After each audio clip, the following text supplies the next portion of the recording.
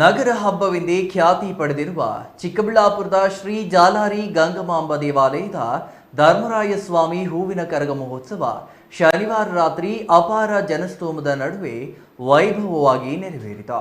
ಐತಿಹಾಸಿಕ ಹಿನ್ನೆಲೆಯುಳ್ಳ ನಗರದ ಗಂಗಮ್ಮ ದೇವಾಲಯದ ಶ್ರೀ ಧರ್ಮರಾಯ ಕರಗ ಮಹೋತ್ಸವ ಸೇವಾ ಸಮಿತಿಯಿಂದ ಕಳೆದ 62 ವರ್ಷಗಳಿಂದ ಹಮ್ಮಿಕೊಳ್ಳುತ್ತಿರುವುದು ವಿಶೇಷ.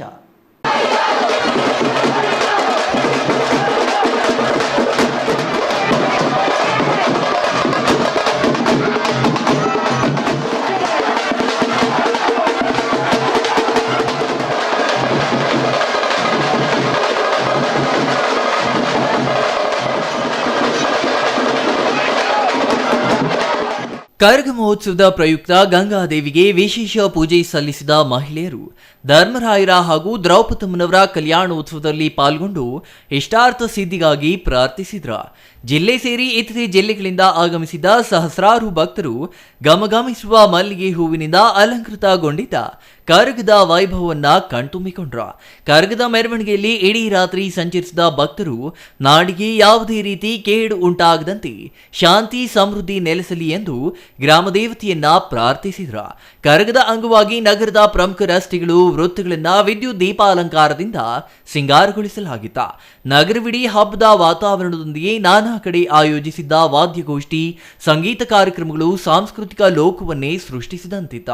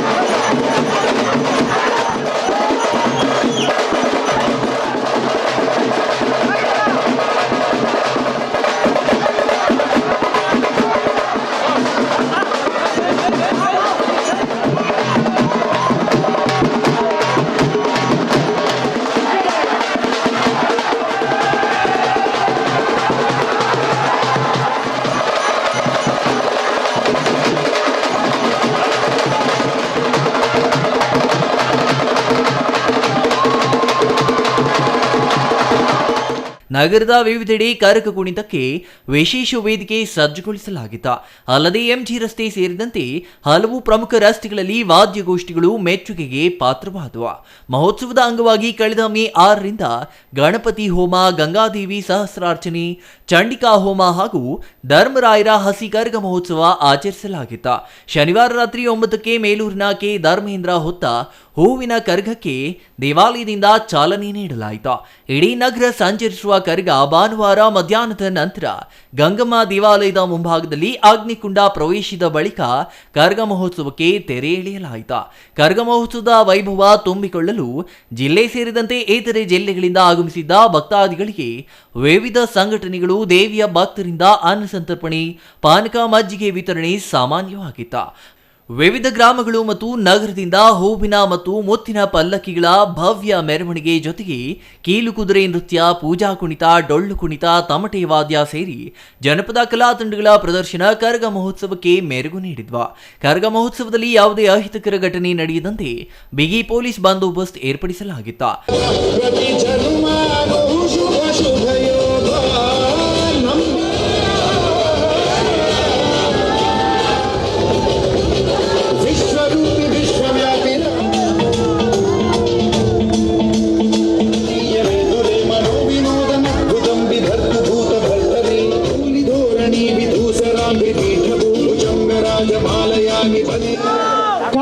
ಕಾಂತಾರಗೆ ಈಗ ಆಡಳಿತ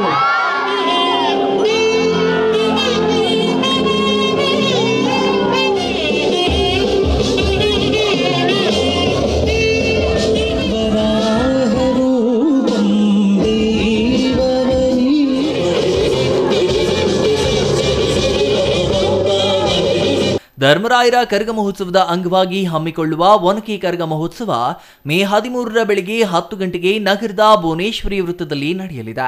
ಸುಮಾರು 6 ಅಡಿ ಉದ್ದದ ಒನಕೆಯ ಮೇಲೆ ಅರಿಶಿನ ನೀರು ತುಂಬಿದ ತಾಮ್ರದ ಪಾತ್ರೆಯನ್ನ ಹೊತ್ತು ತಮಟೆಯ ವಾದನಕ್ಕೆ ತಕ್ಕಂತೆ ನೃತ್ಯ ಮಾಡುವುದಲ್ಲದೆ ಪಾತ್ರೆಯಲ್ಲಿ ಉಳಿದ ನೀರನ್ನ ನೆರೆದವರ ಮೇಲೆ ಎರಚುವ ಮೂಲಕ ಕರಗ ಮಹೋತ್ಸವಕ್ಕೆ ತೆರೆ ಎಳೆಯಲಾಗುವುದು.